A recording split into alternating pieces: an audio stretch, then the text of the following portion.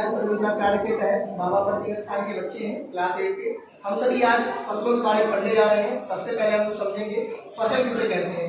जब एक ही किस्म के पौधे किसी एक स्थान पर बड़े पैमाने पर उगाए जाते हैं तो उसे फसल कहा जाता है। फसल के हम लोग 3 प्रकार पढ़े हैं, जिसमें खरीफ, रबी और जायद है। जो खरीफ फसल होता है वो मानसूनी फसल होता है, जो रबी फसल होता है वो सर्दी में उगाया जाता है, और जो जायद फसल होती है वो गर्मी में उगाई जाती है। खरीफ फसल का जो समय होता है वो जून से सितंबर तक होता है। रबी फसल का जो समय होता है अक्टूबर से मार्च तक होता है। जायद फसल का जो समय होता है अप्रैल से जून तक होता है। इसके हम लोग उदाहरण देखेंगे, जैसे खरीफ फसल के अंतर्गत चावल, मक्का और मूंगफली आ जाएगा। रबी फसल के अंतर्गत गेहूं, चना और सरसों आ जाएगा। जायद फसल के अंतर्गत खरबूज, तरबूज और लौकी आ जाएगा। धन्यवाद। पहले नंबर पर जुताई के बारे में पढ़ने जा रहे हैं। जुताई किसे कहते हैं? तो जब हम लोग हल की सहायता से या कल्टीवेटर की सहायता से मिट्टी के पोले बना रहे हो, मिट्टी को खुरच के उसको भुरभुरी बनाते हैं, उससे हम लोग जुताई करना कहते हैं। जुताई करने के बहुत सारे माध्यम हैं। जैसे पहले पारंपरिक तरीका हम लोग देखते हैं, यहाँ पे बैल बना हुआ है, किसान दिख रहा होगा आप लोगों को, और इसके कंधे पर शर्ट की सहायता से हल रखा हुआ है। इस हल से पहले खेतों की जुताई की जाती थी, उसमें मिट्टी को खींचे जाते थे, मिट्टी को भुरभुरी का बनाया जाता था।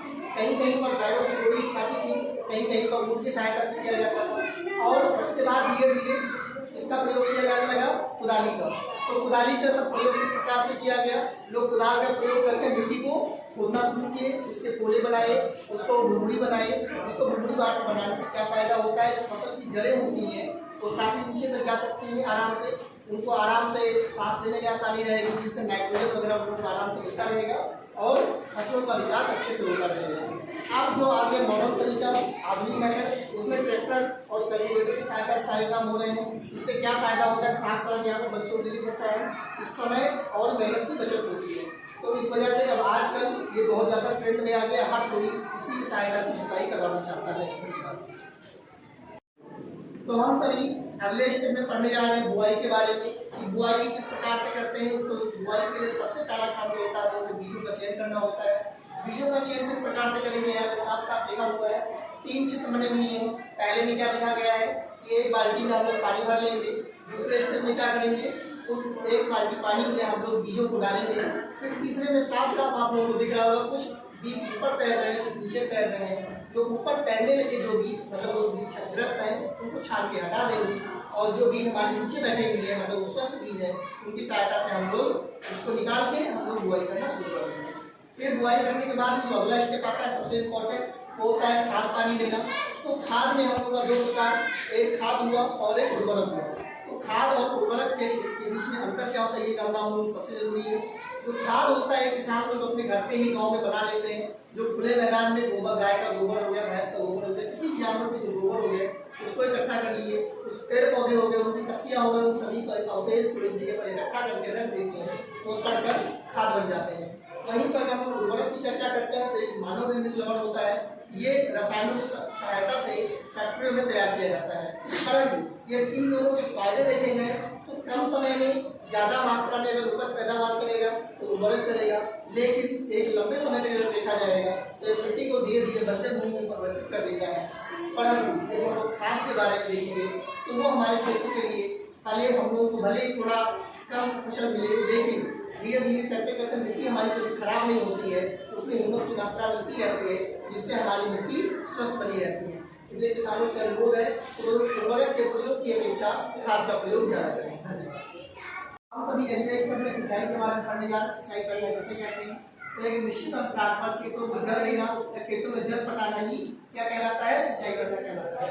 सिंचाई करने के 2 तरीके हम लोग देखेंगे, उसमें जो आधुनिक तरीके हैं और पारंपरिक तरीके हैं। जैसे यहाँ पर पारंपरिक तरीके का चित्र बनाया गया है, यहाँ पर आधुनिक तरीके का 2 चित्र बनाया गया है। पारंपरिक तरीके में यहाँ पे चित्र जो बना हुआ है आप लोगों को दिख रहा है, राहट का चित्र है। तो पहले राहट हो गया, भेदी हो गया, चैन पंप हो गया, इन सभी की सहायता से पहले खेतों तक जल पहुँचाया जाता था। जैसे कि उस प्रकार से काम करने में बहुत ज़्यादा समय लगता था, तो इसलिए उस चीज़ से बचने के लिए किसानों ने एक नया तरीका अपनाया। और नए तरीके में 2 तरीके आए, एक हो गया छिड़काव सिस्टम और एक हो गया ड्रिप। तो छिड़काव को इसमें कहते हैं स्प्रिंकलर सिस्टम और ड्रिप सिस्टम को इरिगेशन सिस्टम कहते हैं। अब छिड़काव सिस्टम में क्या होता है, आपने यहाँ पर दिख रहा होगा ये मोटर लगा हुआ है, ये मोटर की पाइप है, मेन पाइप, इसके सहायता से ऊपर जो और पाइप लगे हुए हैं यहाँ पर गोल गोल घूमने वाले नोजल्स आप लोगों को दिख रहे होंगे। इस नोजल की सहायता से क्या होता है, खेतों में जो फसल होती है हमारी, सभी फसल को पानी इस प्रकार से लगता है कि खेतों में वर्षा हो रही है। तो इस मेथड को हम लोगों ने क्या कह दिया, ड्रिप सिस्टम।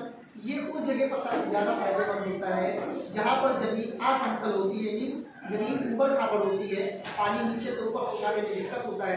वहाँ पर ऐसे पाइप और नोजल की सहायता से खेतों में वर्षा करा दिया जाता है, लगता है, और फसल हमारी अच्छी हो जाती है। उसके आगे हम लोग देखते हैं ड्रिप सिस्टम। तो ड्रिप की हिंदी जैसा आप लोग जानते हैं, ड्रिप को हिंदी में बूंद कहते हैं।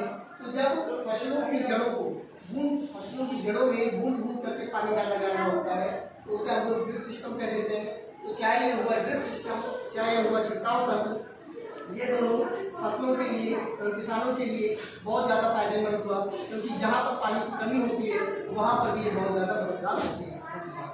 हम लोग नेक्स्ट स्टेप में पढ़ने जा रहे हैं खरपतवार से सुरक्षा, और उसके बारे में फसल की कटाई, और लास्ट को देखेंगे भंडारण। तो इसमें तीन स्टेप आगे आए तो देखते हैं खरपतवार से सुरक्षा। तो सबसे पहले तो समझिए खरपतवार क्या होता है।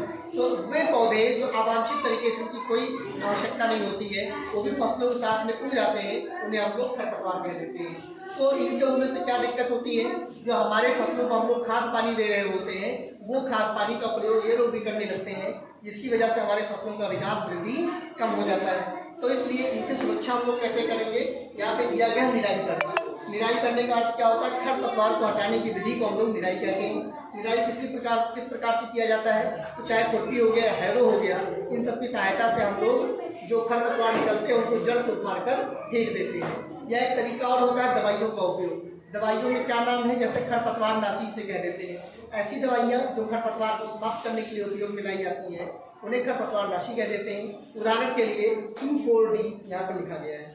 इसके बाद दो कटाई करना। तो फसल का एक नेक्स्ट स्टेप जो होता है, मेन स्टेप होता है कटाई करना। फसल पूरी तैयार होगी, हम लोग उसको काटे ही ना तो बर्बाद हो जाएगी। इसलिए फसल को चाहे यहाँ पे क्या बना हो, दराती बनी हुई, दराती, हसिया, हसुआ जो भी कहते हैं, या मशीन हार्वेस्टर की सहायता से फसलों को काटा जाता है, और सबसे अंत में फसलों को एक जगह पर ला करके इकट्ठा करके रखा जाता है। तो रखने से पहले हम लोग क्या ध्यान देना होता है, फसल जब ताज़ा काट के लाते हैं तो उसमें नमी होती है। उस नमी को अगर बिना सुखाए हम लोग रख देंगे तो फसल हमारी सड़ जाएगी, खराब हो जाएगी। तो हम लोग क्या करते हैं, पहले फसलों को धूप में रखकर सुखा लेते हैं, उसमें नीम की पत्ती वगैरह डालकर फिर उसको एक सिलौस में, ग्रेनरीज में इकट्ठा करके रख देते हैं, जो कि सबसे महत्वपूर्ण स्टेप होता है। धन्यवाद।